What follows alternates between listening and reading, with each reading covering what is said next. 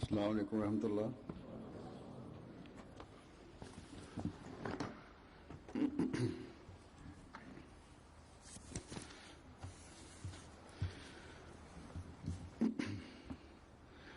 अशहदु अल्ला इलाहा इल्लल्लाह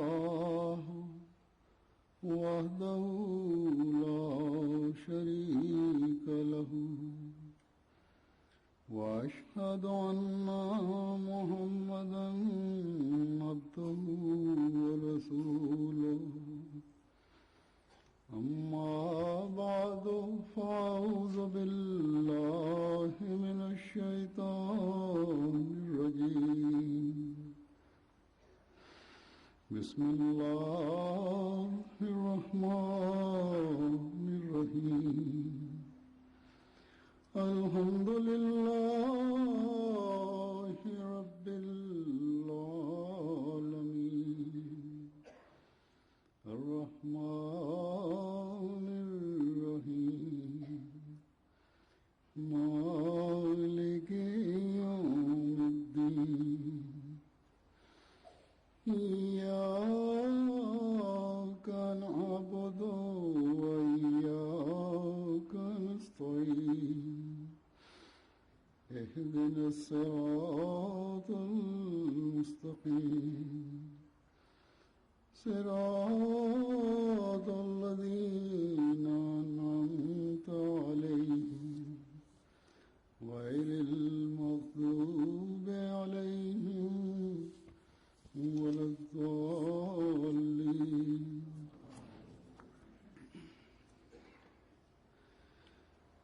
إنما يعمر مساجد الله من آمن بالله واليوم الآخر وأقام الصلاة وآتى الزكاة ولم يخش إلا الله فعسى أولئك أن يكونوا من المهتدين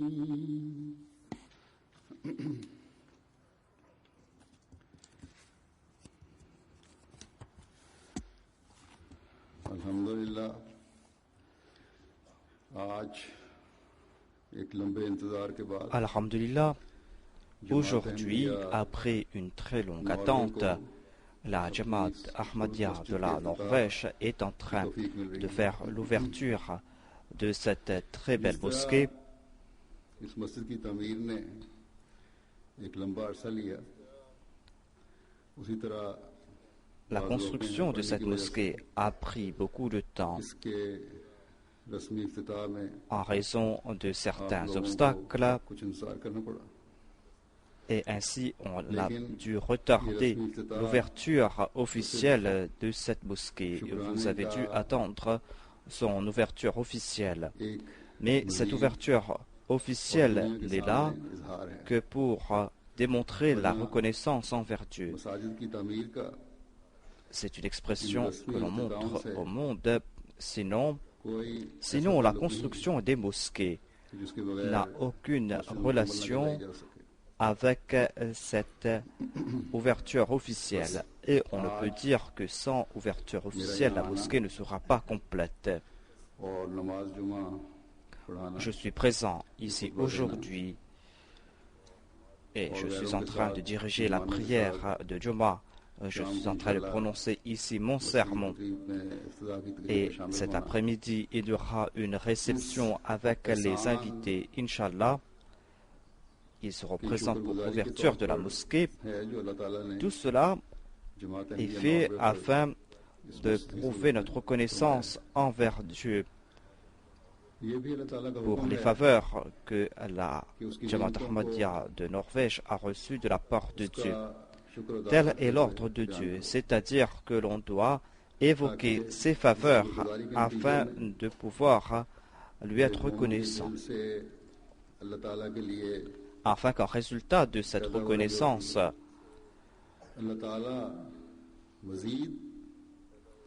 cette reconnaissance qui naît dans le cœur du croyant, afin que suite à cette reconnaissance, Allah lui accorde davantage de faveurs et de bénédictions. Une forme de reconnaissance sera d'être présente dans cette mosquée pour la prière et de la remplir, cette mosquée. Une autre forme de reconnaissance sera lorsqu'on va organiser cette réception pour les invités ou le fait d'annoncer l'ouverture de cette mosquée. Mais la véritable reconnaissance sera de remplir cette mosquée.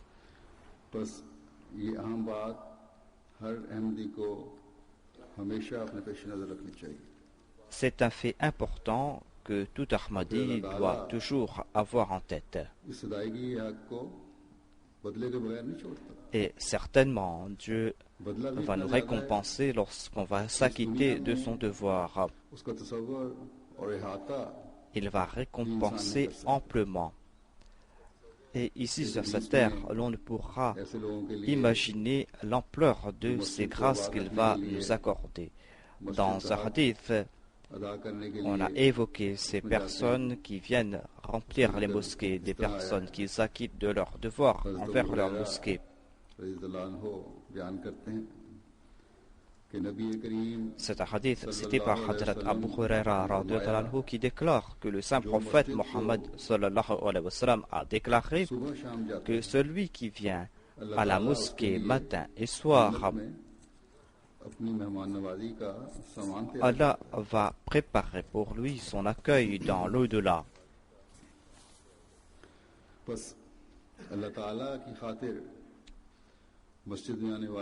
Dans le paradis, on prépare l'accueil pour ceux qui portent à la mosquée matin et soir pour la cause de Dieu. On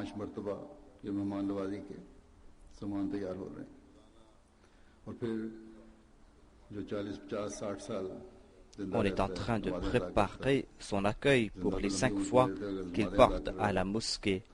Quant à ceux qui ont une longue vie et qui prient pendant 30, 40 ou 50 ans, certainement l'accueil que Dieu réserve à cette personne dans l'au-delà sera grandiose.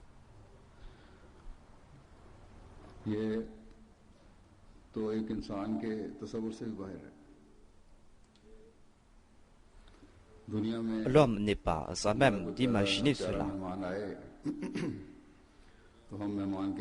En ce monde, lorsqu'on va recevoir un invité que nous aimons, lorsqu'on sait que cet invité va venir nous rencontrer, nous allons commencer à préparer son accueil.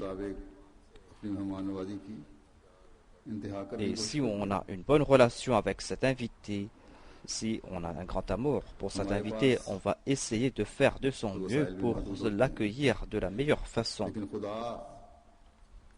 Nos moyens sont limités, mais les moyens de Dieu sont illimités.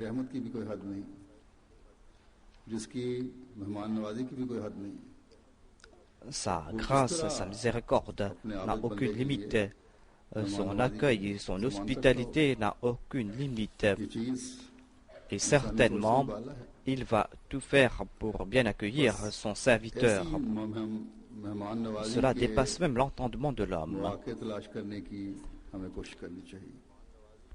On doit chercher de telles occasions pour prouver son hospitalité. J'ai l'espoir que les Ahmadis qui habitent ici dans ce pays ont bâti cette mosquée avec cet esprit en tête et qu'ils vont s'acquitter de leurs devoirs, afin que, d'une part, ils puissent renforcer leur relation avec Dieu en respectant leurs devoirs, afin qu'ils puissent avoir l'amour de Dieu, afin qu'ils puissent aussi s'acquitter de leurs devoirs envers leurs frères et envers les autres. Ainsi donc, un croyant fait des efforts pour recevoir le paradis dans l'au-delà, afin qu'il soit bien accueilli dans l'au-delà, et pour cela, il essaye de faire de sa vie sur terre une vie dans le paradis. Et comme je l'ai dit, on doit exprimer cette reconnaissance ouvertement, Et cette reconnaissance, c'est que nous devons établir cette société saine et pure ici sur cette terre afin de faire de notre vie une vie sur le paradis. Depuis quelques jours, j'ai donné plusieurs interviews à la radio, à la télé et dans les journaux. On m'a posé plusieurs questions, mais ils étaient intéressés quant au but d'une mosquée. Et pourquoi est-ce qu'on a bâti cette mosquée ici? Quels sont mes sentiments à propos de cette mosquée? Ma réponse était que nous voulons faire de cette société une société qui respire la paix. Nous voulons exprimer notre amour à l'égard des autres et nous voulons faire de cette terre un paradis afin que nous puissions adorer un seul Dieu et afin que nous puissions aussi exprimer les enseignements sublimes de l'islam dans notre vie, afin que nous puissions faire en sorte que le monde respire la paix, la réconciliation. Voilà les buts de la construction de cette mosquée. Ainsi donc, après la construction de cette mosquée, les Ahmadis ont la grande responsabilité de répandre l'amour dans cet environnement immédiat, dans cette ville et dans ce pays. Et cette responsabilité a augmenté davantage. Le fait que les médias soient présents ici, le fait de donner des interviews, le fait qu'il y ait des rapports positifs à ce sujet dans les médias et qu'on ait fait mention de la construction de cette mosquée. Et cela doit nous pousser à prouver davantage notre reconnaissance. On doit être davantage reconnaissant envers Dieu.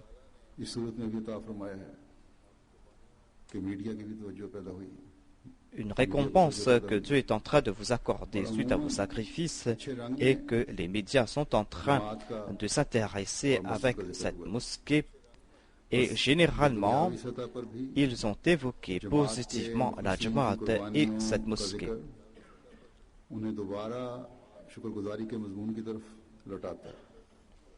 Ainsi donc, les sacrifices des Ahmadis sincères de par le monde doit les pousser à être davantage reconnaissants. Et lorsque l'homme est reconnaissant, il recevra en retour davantage de grâce de la part de Dieu. Ainsi donc, c'est tout un cercle de faveurs. C'est un cercle qui n'est pas limité dans son périmètre. Ce sont comme des ondes qui se répandent. Lorsque vous jetez un caillou dans l'eau, il y a des cercles qui se forment.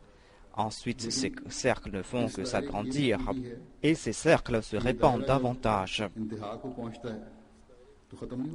Mais une des qualités de ces cercles est que lorsque ces cercles arrivent à la fin, ces cercles ne s'arrêtent pas là. Si un homme ne cesse d'accomplir de bonnes œuvres, après sa mort, dans l'au-delà, Allah va élargir davantage ses bonnes œuvres.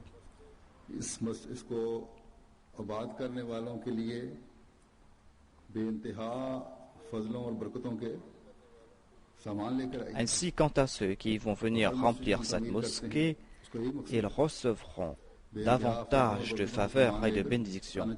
Nous construisons chaque mosquée pour ce but, afin que ces mosquées apportent davantage de grâce et de bénédictions.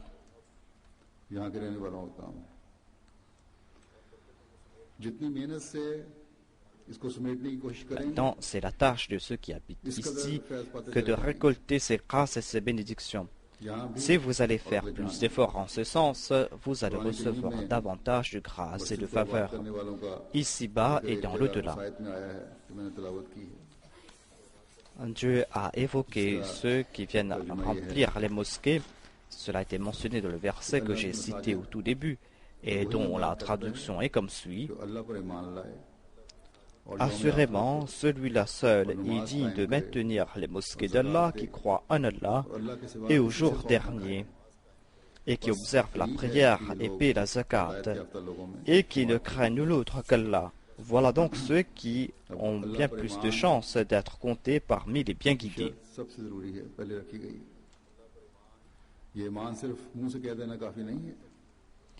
La première condition, c'est de croire en Allah.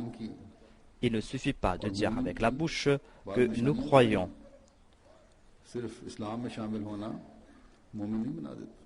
Allah a évoqué certains signes des croyants. Il ne suffit pas d'accepter l'islam pour être un croyant. On ne peut pas être un croyant tant qu'on n'agit pas comme un véritable croyant. Lorsque les Bédouins parmi les Arabes venaient voir le saint prophète et qu'ils disaient que nous avons cru, Allah a déclaré en s'adressant au saint prophète sallallahu alayhi wa sallam que قُلْ لَمْ تُؤْمِنُوا وَلَكِنْ قُولُوا أَسْلَمْنَا. Ne dites pas que vous avez cru, dites que nous nous sommes soumis ouvertement. Nous avons accepté l'islam ouvertement. Et un des signes des croyants est que vous devez faire preuve d'obéissance envers Dieu et envers son prophète.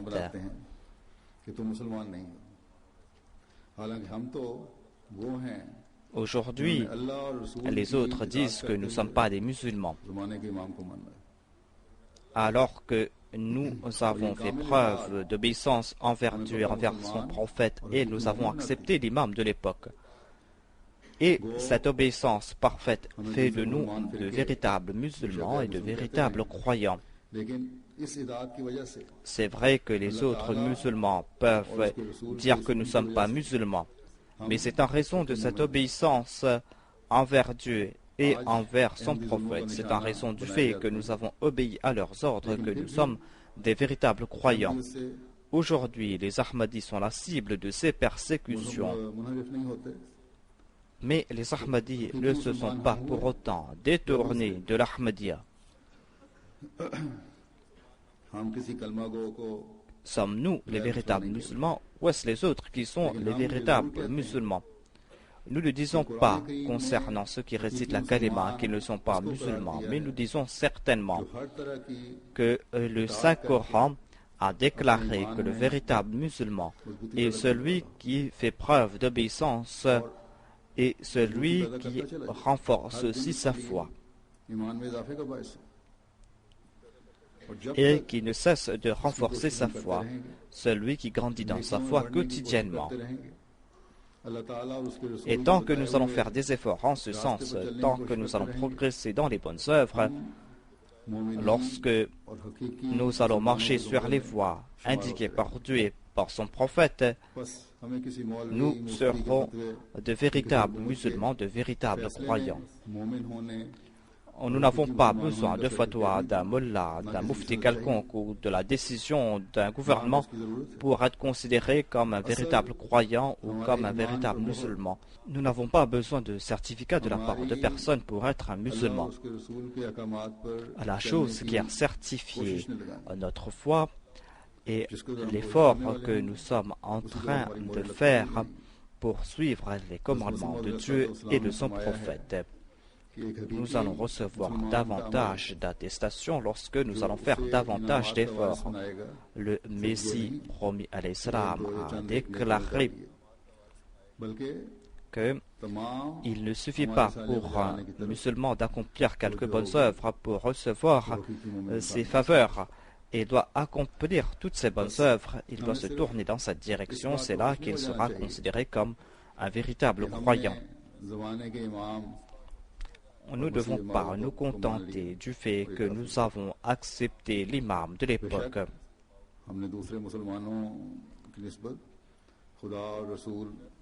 Certes, nous avons fait un pas de plus que les autres musulmans en faisant preuve d'obéissance envers Dieu et envers son prophète. Mais au cours de cette vie, on doit faire des efforts constants. On doit toujours être en quête du plaisir de Dieu et on doit toujours faire des efforts pour progresser dans sa foi. Voilà le but de la création de l'homme. Il est dit adorer Dieu et progresser dans cette voie. Ainsi, un croyant ne peut croiser les bras, ne peut stagner. Parmi les qualités évoquées à propos d'un croyant, je vais vous présenter cela ici. Allah déclare que le plus grand signe d'un croyant est qu'il éprouve un plus grand amour pour Dieu, ashaddu hubban lillah, c'est-à-dire il a un plus grand amour pour Dieu.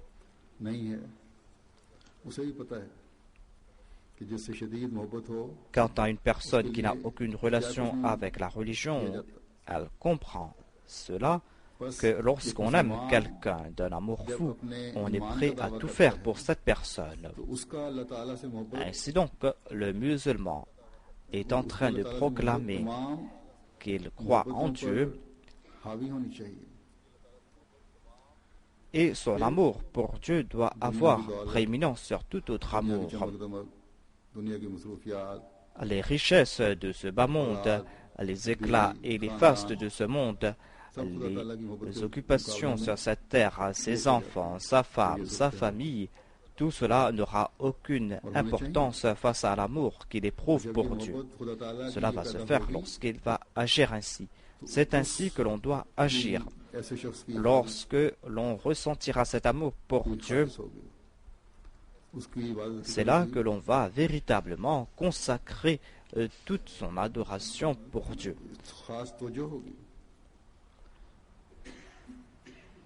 C'est là que l'on va consacrer toute son attention vers l'ibadah.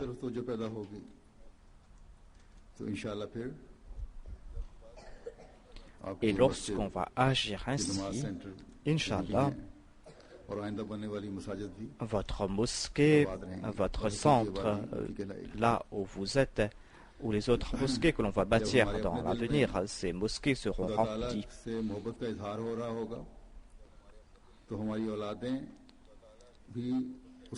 Lorsqu'on va exprimer cet amour pour Dieu dans nos cœurs, nos enfants aussi en seront influencés. Beaucoup de personnes me demandent de prier pour qu'ils aient des enfants. Nous devons nous-mêmes être des exemples et conséquemment, lorsqu'on va influencer ainsi ces enfants, de génération en génération, on va exprimer cet amour pour Dieu et l'on va remplir ces mosquées. C'est là notre devoir.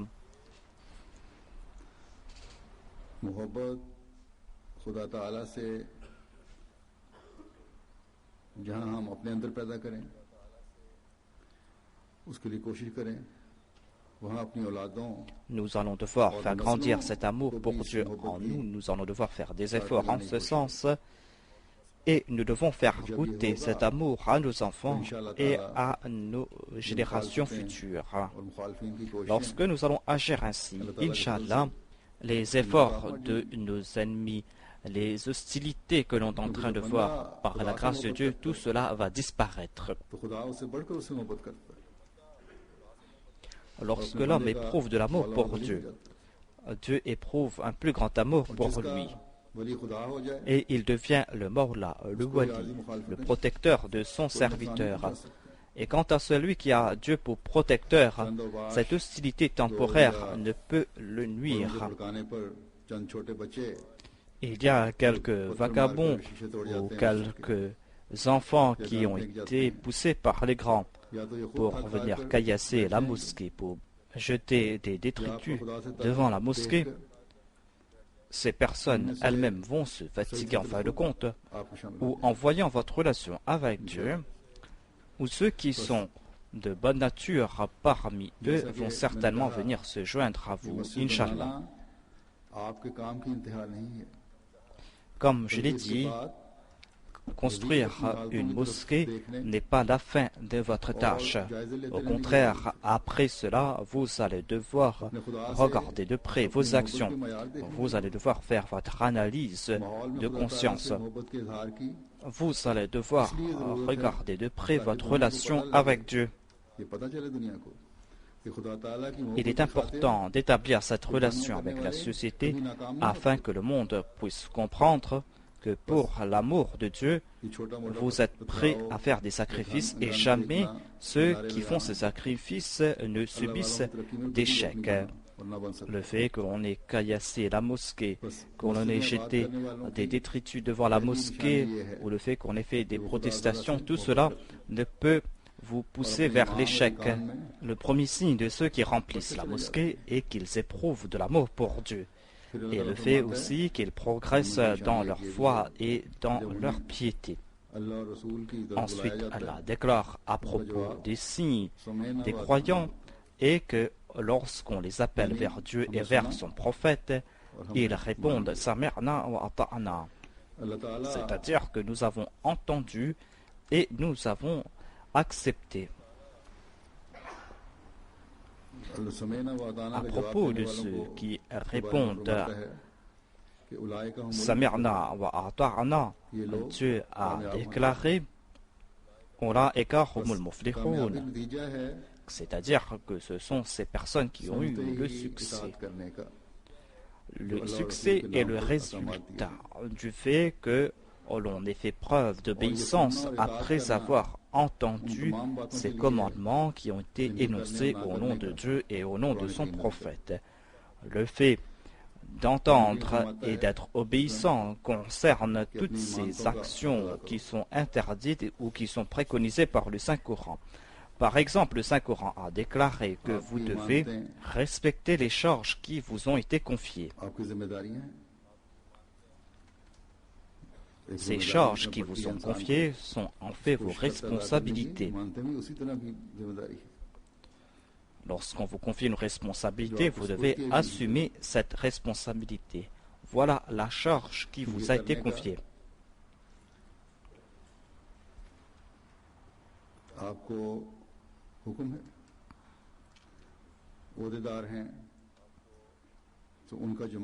Il est dit que vous devez assumer cette responsabilité. Il y a par exemple les responsables au sein de la communauté. Ils doivent consacrer leur temps à la communauté. Ils doivent faire preuve d'équité et assumer leurs devoirs. Ils doivent s'efforcer afin de s'acquitter de leurs devoirs envers les membres de la communauté. Un responsable au sein de la communauté n'est pas comme quelqu'un qui a un poste dans ce bas monde et qui va imposer son autorité. En fait, il est un khadim, il est un serviteur. Dans ce hadith, il est dit que le chef du peuple est le serviteur du peuple. Ce sont ces sentiments que vous devez faire naître en vous. Et c'est ainsi que vous allez pouvoir accomplir les devoirs qui vous ont été confiés. Il y a certaines personnes qui viennent me rencontrer et disent que nous avons tel ou tel poste au sein de la communauté. Et je leur dis généralement que dites que nous avons tel service à rendre à la communauté. Les autres peuvent vous qualifier de responsable, mais vous-même vous devez vous considérer comme un serviteur de la communauté. C'est Dieu qui, de par sa grâce, vous a accordé l'opportunité de le servir. Lorsqu'on dit que l'on a un poste, cela va changer l'état d'esprit. On commence à ressentir une certaine grandeur, c'est-à-dire que l'on pense que l'on est maintenant un grand officier. Alors que, au sein de la Jamaat, ceux qui ont des responsabilités sont en fait des serviteurs. Et lorsque ces responsables vont s'acquitter de leurs devoirs, c'est là qu'ils pourront être des véritables serviteurs du califat. Les membres de la Jamaat doivent respecter les responsables de la communauté. Ils respectent ces responsables parce qu'il y a une relation entre eux et le califat. Et les membres ordinaires de la Jamaat ne veulent pas désobéir à un responsable pour désobéir ainsi au calife.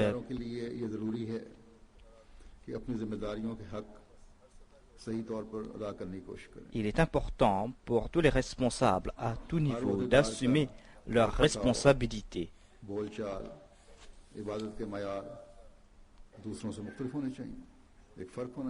Le comportement de chaque responsable, les propos qu'il prononce et ses actes d'adoration doivent le distinguer des autres. Il y a par exemple les responsables de la Lajna Imaïla.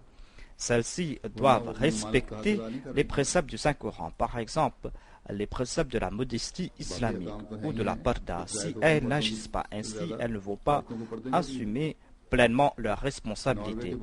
Elles ont les mêmes responsabilités, mais une responsabilité de plus par rapport aux hommes, c'est la modestie islamique. Je reçois des doléances concernant la modestie islamique de la Jamaat de la Norvège. À une occasion, un jour, le troisième calife avait sévèrement averti la Jamaat.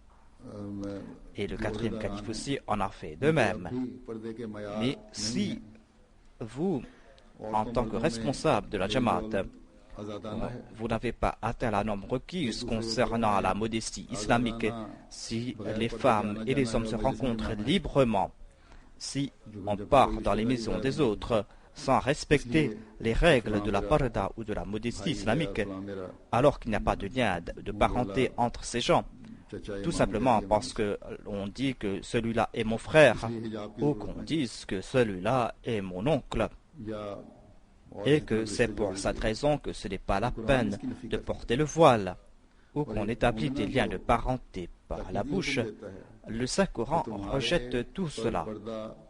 Et une croyante a reçu ces commandements, à savoir qu'elle doit respecter les règles de la modestie islamique, elle doit porter le voile et elle doit faire preuve de modestie.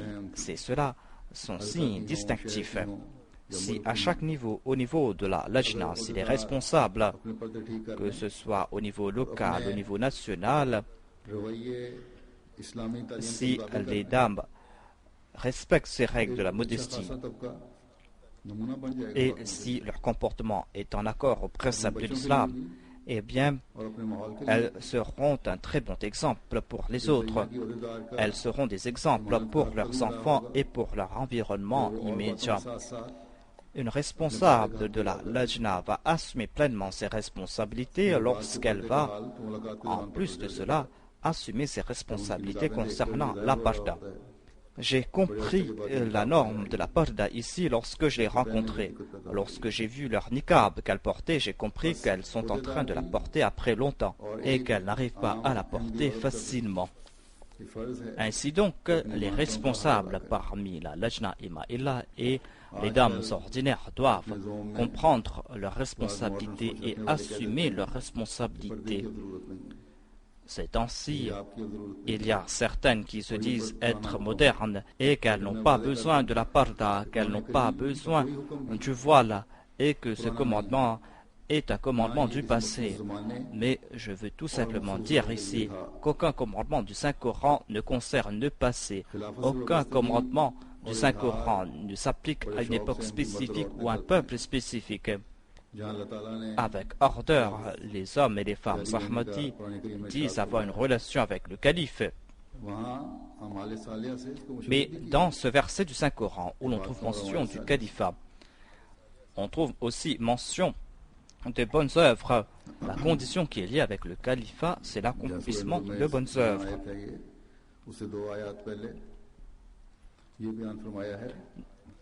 Dans la sourate Nour, on trouve mention de ce verset, on évoque le califat.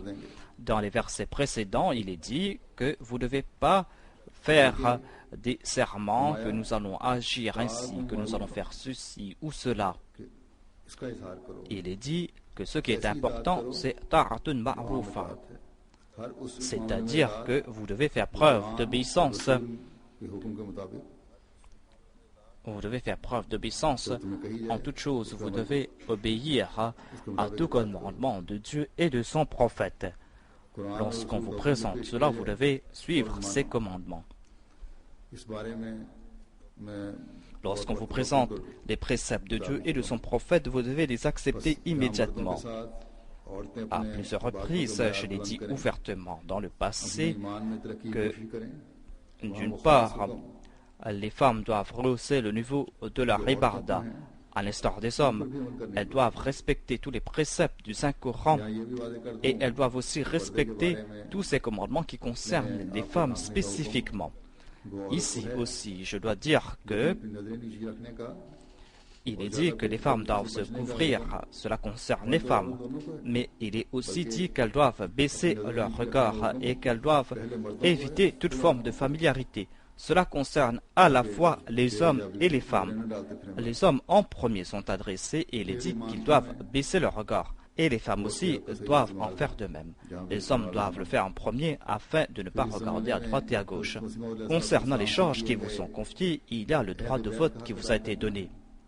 Ensuite, il y a l'engagement que vous avez pris avec le Messie promis alayhi salam. Vous devez comprendre cela. Allah a déclaré ouvertement que lorsqu'on vous a confié une charge, vous serez questionné à ce sujet. Ensuite, parmi les bonnes œuvres, Allah a déclaré que vous devez éviter l'orgueil, vous devez faire preuve d'humilité. Dans la plupart des cas, les disputes que l'on voit ici et là sont le résultat de cet orgueil, de cette arrogance. Si l'homme réfléchit sur sa propre personnalité, sur son importance à lui, il va tout le temps faire preuve d'humilité. Une personne elle-même doit faire cette analyse concernant sa propre personne. Lorsque quelqu'un d'autre va lui dire d'agir ainsi, il sera en colère. Toute personne doit avoir l'habitude de réfléchir sur sa propre personne.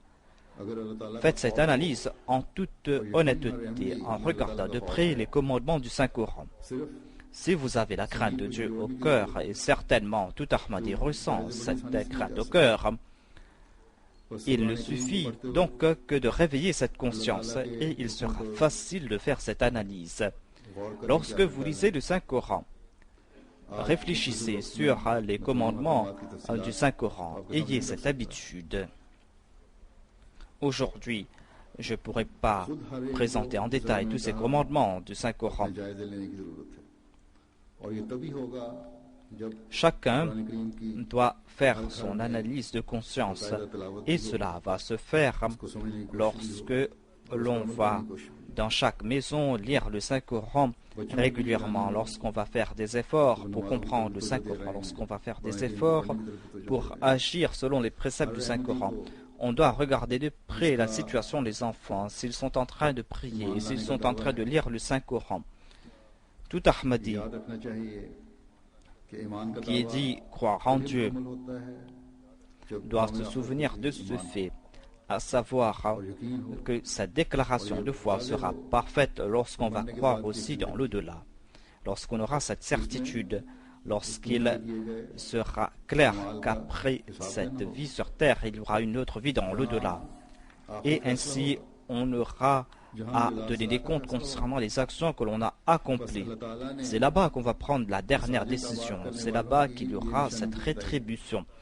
Ainsi donc, Allah a évoqué des signes concernant ces gens qui se présentent à la mosquée, à savoir que ces gens croient aussi dans l'au-delà. Ces gens croient que après leur mort, ils auront des comptes à rendre et cette vie dans l'au-delà existe, ce règlement de compte existe et s'ils ont cette certitude, ils vont se présenter dans le Saint-Coran mais ils vont essayer de suivre tous les autres commandements de Dieu afin qu'ils puissent être les héritiers des faveurs de Dieu. Ensuite, Allah a déclaré que lorsque votre foi sera parfaite, lorsque vous aurez cette certitude que cette rétribution existe dans l'au-delà, qu'on aura des comptes à rendre dans l'au-delà, on va en toute sincérité se prosterner devant Dieu. On va consacrer toute son attention vers l'ibadah. Et dans les hadiths, il est dit que la meilleure ibadah est la salat. Lorsque les croyants vont se rencontrer pour la prière, d'une part, ils vont exprimer l'unicité de Dieu, et d'autre part, ils auront de bons sentiments les uns à l'égard des autres.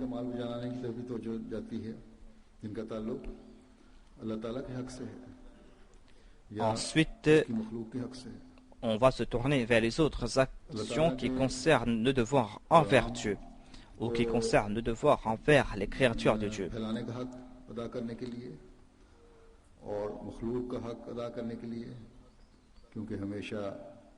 il est important de transmettre le message de Dieu aux autres et de s'acquitter de ses devoirs envers les créatures de Dieu. C'est pour cette raison que ceux qui se présentent à la mosquée doivent comprendre qu'ils ont des devoirs envers Dieu et envers ces créatures de Dieu, et pour cela, ils ont à faire des sacrifices financiers, ils ont à présenter leurs biens aux autres, ne doivent pas limiter leurs biens à leur personne. Ils doivent utiliser cet argent pour la foi et pour servir les créatures de Dieu.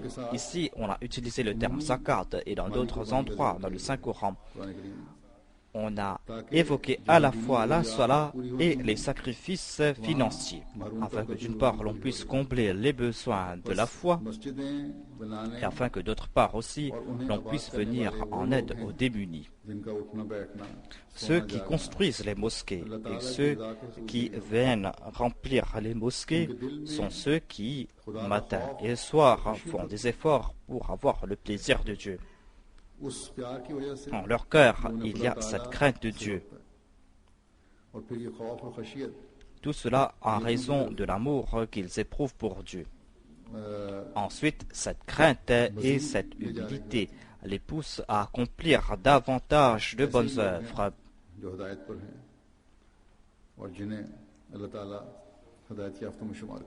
Voilà ces personnes qui ont été bien guidées. Voilà les personnes qui ont été considérées comme guidées par Dieu. Par la grâce de Dieu, la Jamaat de la Norvège a fait de grands sacrifices et la Jamaat de la Norvège a dépensé environ 104 millions de krones pour la construction de la Jamaat.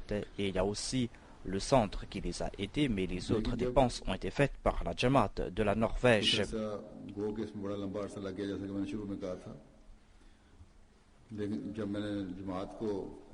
La construction de cette mosquée a pris beaucoup de temps, comme je l'ai dit.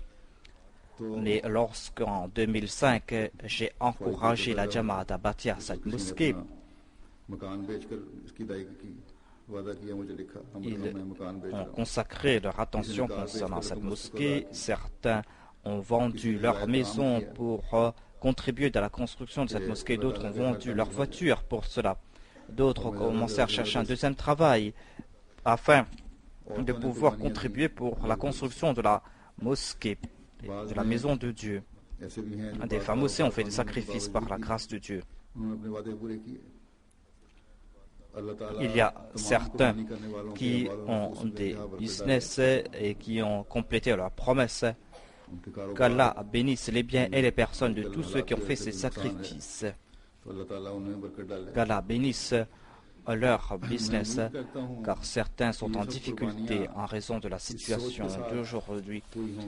J'ai l'espoir que on a fait tous ces sacrifices avec l'intention que l'on va venir remplir cette mosquée et que l'on va remplir cette mosquée selon la manière que Dieu l'a dit. On va essayer d'être parfait dans sa foi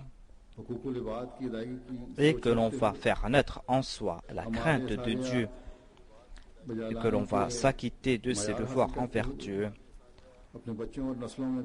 et que l'on va aussi progresser dans l'accomplissement de ces bonnes œuvres et l'on va faire en sorte que ses enfants et ses descendants puissent avoir de l'amour pour la mosquée. Et ainsi, Dieu nous a accordé cette grâce aujourd'hui en envoyant l'amoureux parfait du saint prophète Mohammed Mustafa sallallahu alayhi wa sallam.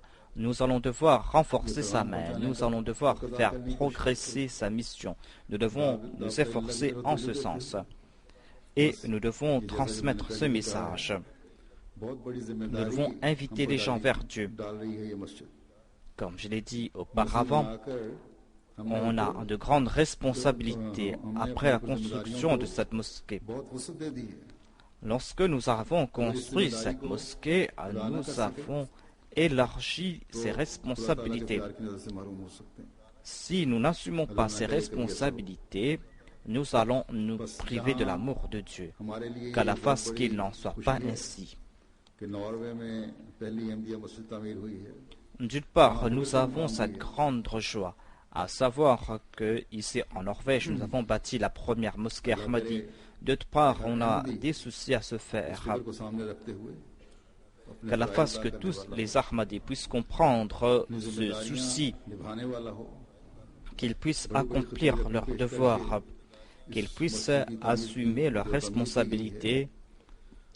Après avoir présenté ces grosses sommes pour la construction de la mosquée, pour embellir cette mosquée, on a dépensé des centaines de milliers de krones. Quelqu'un a présenté des tapis pour la mosquée, d'autres ont présenté des meubles pour la mosquée. Quelqu'un a offert tous les meubles de ce complexe. Mais ces sacrifices ne doivent pas s'arrêter là. On ne doit pas se contenter uniquement de ces sacrifices. Il ne suffit pas d'embellir cette mosquée. On ne doit pas croire ou penser que cela suffit pour nous. On doit maintenir la véritable beauté de cette mosquée. Et cela va naître avec les 5 prières quotidiennes. Une fois, on avait évoqué la construction de la mosquée au Messie premier l'Islam. Il a déclaré que la beauté des mosquées ne réside pas dans ces bâtiments, mais réside dans ces personnes qui viennent se présenter sincèrement de la mosquée. Sinon, toutes ces mosquées sont là, ils sont vides. À l'époque, il y avait toutes ces mosquées qui étaient vides. La mosquée du Saint-Prophète était toute petite. Son toit était fait de branches de dattier et lorsqu'il pleuvait, la pluie tombait sur le sol. La beauté d'une mosquée réside en ces personnes qui viennent y prier. À l'époque du Saint-Prophète, les gens de ce monde avaient bâti une mosquée qui a été démolie par l'ordre de Dieu. C'était la mosquée de Zerara. Ainsi donc, on a démoli cette mosquée. Il est dit à propos des mosquées que l'on doit les construire avec taqwa. C'est donc cette taqwa que nous devons faire naître en nous. Et le Messie premier l'Islam a exprimé cela à plusieurs reprises. Le Messie premier l'Islam déclare que le Saint-Coran nous enseigne la taqwa. La taqwa est le but premier du Saint-Coran. Si l'homme n'adopte pas la taqwa, eh bien ses prières ne servent à rien. Au contraire, ces ceux-là peuvent le mener vers l'enfer. Il déclare que si vous ne possédez pas la taqwa, eh bien la salat va vous mener même jusqu'en enfer. Ensuite, il a déclaré que la racine de tout est la taqwa et la pureté. C'est grâce à cela que naît la foi. Et c'est ainsi qu'on arrive à irriguer la foi. On reçoit la foi grâce à la taqwa et la foi grandit grâce à la taqwa. Tout comme on arrose un arbre pour que cet arbre grandisse, c'est ainsi que l'on doit arroser la foi grâce à la taqwa. Et c'est ainsi que l'on arrive à réprimer ses passions charnelles. C'est pour cette raison que Dieu a établi cette communauté, c'est-à-dire afin d'établir la taqwa. Car la voie ou le champ de la taqwa est vide. Quant à celui qui marche sur la voie de la taqwa, il est avec nous. Nous devons tout le temps avoir en tête cela, à savoir que l'on doit respecter les préceptes de la bayra et nous devons suivre les préceptes de la taqwa. Aujourd'hui, ce sont les Ahmadis qui ont eu cette connaissance en se liant au Messie promis alayhi salam. Nous disons avoir fait la bayra. Et si nous n'essayons pas de remplir le champ de la taqwa, eh bien, nous ne serons pas de ceux qui vont accomplir le but de la création de la Jamaat. Car, tout comme l'a déclaré le Messie promis l'Islam, Dieu a établi cette communauté pour la taqwa. Qu'Allah fasse que tout Ahmadi puisse comprendre cette responsabilité importante. Ici, dans ces pays, réside le shirk. Si nous n'accomplissons pas notre objectif, si nous ne reconnaissons pas les buts de la bayra, eh bien, certainement, Dieu va nous châtier. Que Dieu ait pitié de nous. Que Dieu fasse que nous soyons de ceux qui reçoivent l'amour de Dieu. Je vais présenter quelques détails concernant la mosquée Nasr. Le terrain sur lequel se trouve la mosquée est de 9563 mètres carrés. La superficie de la mosquée est de 7759 mètres carrés.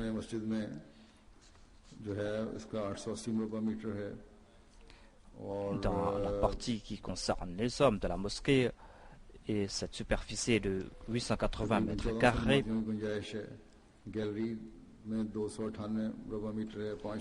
Et cette partie peut accueillir 1400 personnes. Il y a aussi une galerie de 298 mètres carrés qui peut accueillir 500 personnes. Dans la partie qui concerne les femmes, on peut accueillir 850 dames. Il y a aussi une salle qu'on avait bâtie en premier. On peut accueillir 850 personnes dans cette partie. Il y a aussi un appartement pour le missionnaire. C'est un appartement complet de 3 pièces par la grâce de Dieu. En tout, cette mosquée peut accueillir 2250 personnes pour la prière.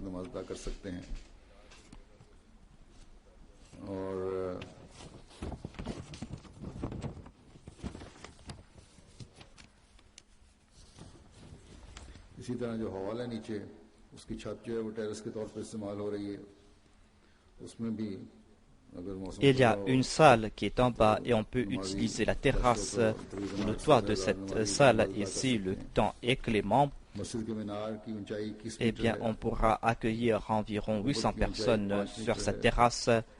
Le minaret fait 21 mètres et la dôme fait 5 mètres. Il y a aussi une bibliothèque, des bureaux, il y a aussi des bureaux pour les organisations auxiliaires et pour la Lajna Imaïla. La Lajna Imaïla a une bibliothèque, ils ont aussi leur bureau. Il y a aussi une grande cuisine par la grâce de Dieu.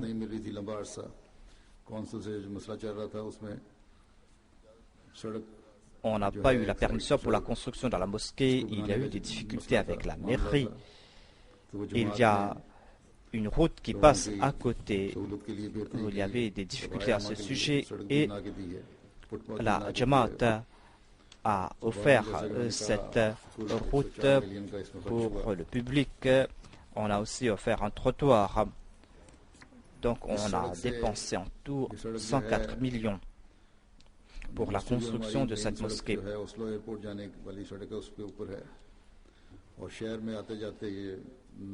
Il y a donc une autoroute qui passe à côté. Et de cette autoroute, on peut voir la mosquée. Il y a environ 80 000 voitures qui passent sur cette autoroute tous les jours. Il y a aussi les services de transport qui sont proches. Ainsi donc, cette mosquée se trouve dans un centre. Qu'Allah fasse que l'on puisse remplir cette mosquée avec la même ardeur que l'on a bâti cette mosquée. Qu'Allah fasse que cette mosquée puisse aussi ouvrir les cœurs des gens d'ici. En général, les gens d'ici sont contents, mais il y a aussi des musulmans qui sont ici, comme je l'ai dit, et qui sont sous l'influence des mollahs et qui lancent ces accusations à tort et à travers contre nous. Et cette société est en train de grandir. Et c'est pour cette raison que, comme je l'ai dit, au cours de la construction de la mosquée, ces gens ont essayé de saccager la mosquée. Mais nous faisons toujours preuve de patience et nous prions tout le temps. C'est ainsi que nous allons tout le temps agir, Inch'Allah. Voilà comment doivent agir ceux qui se disent être du Saint-Prophète. Ils prient tout le temps pour que Dieu guide ces gens vers la voie qui est droite, que Dieu guide ces personnes. En ce qui concerne notre relation avec les non-musulmans, ils sont certainement contents, mais nous serons contents lorsque nous allons pouvoir faire ancrer dans leur cœur les enseignements sublimes de l'islam. Mais pour cela, nous allons devoir répandre ce message. Nous allons devoir faire des efforts constants en ce sens. Le Messie promis alayhi salam avait dit que si dans un endroit on ne connaît pas les musulmans, là-bas on doit construire une mosquée et les gens vont vous connaître. Par la grâce de Dieu, la construction de cette mosquée est en train de prouver qu'on est en train de connaître la Jamaat et l'islam. Grâce à cette mosquée, l'on va devoir dire aux gens d'ici que la mosquée est un endroit où l'on rend culte à Dieu l'unique. Et les véritables adorateurs de Dieu ne peuvent désirer le mal à l'égard des autres. D'une part, nos mosquées partout, et cette mosquée-là va toujours lancer des cris d'amour et de paix, qu'à fasse que nous puissions atteindre l'objectif de cette mosquée, que nous puissions progresser dans notre taqwa, dans notre spiritualité, que nous puissions faire entrer l'amour de Dieu dans nos cœurs, que nous puissions avoir cette tranquillité au cœur et que chacun d'entre nous puisse être un exemple d'amour et de fraternité. Le Messie premier l'Islam dit dans un endroit que plus vous ressentirez d'amour à l'égard des autres, à l'égard de vos frères, plus vous allez recevoir d'amour de la part de Dieu. Qu'à la face que nous puissions grandir dans cet amour mutuel, car tant que cet amour mutuel n'atteint pas son apogée, nous n'allons pas pouvoir présenter aux autres ces enseignements d'amour, qu'Allah nous en accorde la possibilité. Après cela, je dois annoncer un décès. Après la prière de Juma, je vais diriger la prière funéraire de M. Safir Ahmad Butt, fils de Hamid Ahmad Butt de Karachi. Il était de Sindh, il est né en 1972. Il a fait des études secondaires dans la région. Son père était Hafiz Abdul Wahid et travaillait avec le deuxième calife. Il était à Waqf Zindagi.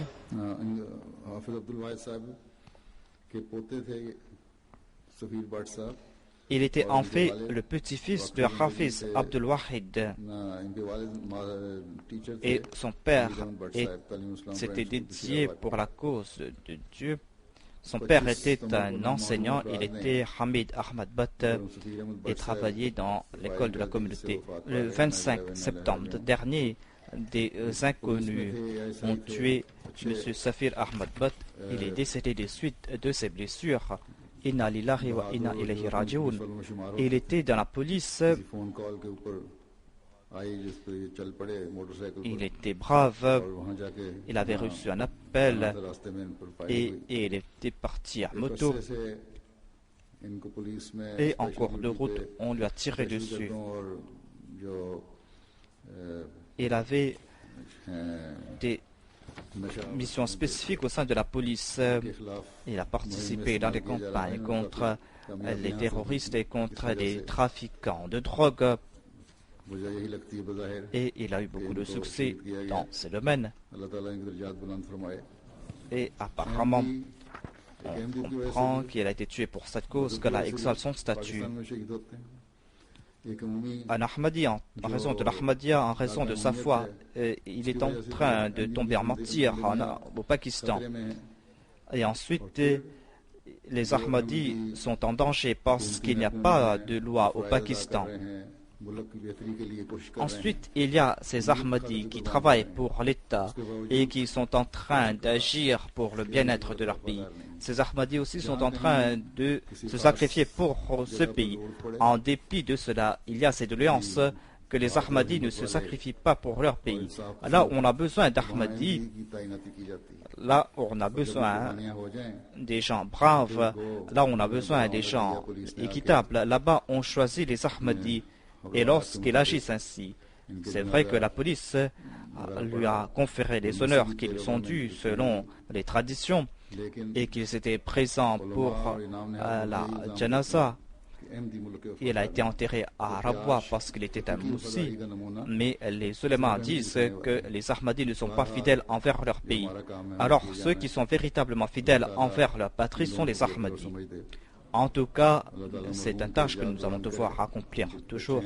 Qu'Allah guide ces gens, qu'Allah exalte le statut du défunt, qu'Allah accorde patience et persévérance à sa femme et à ses enfants.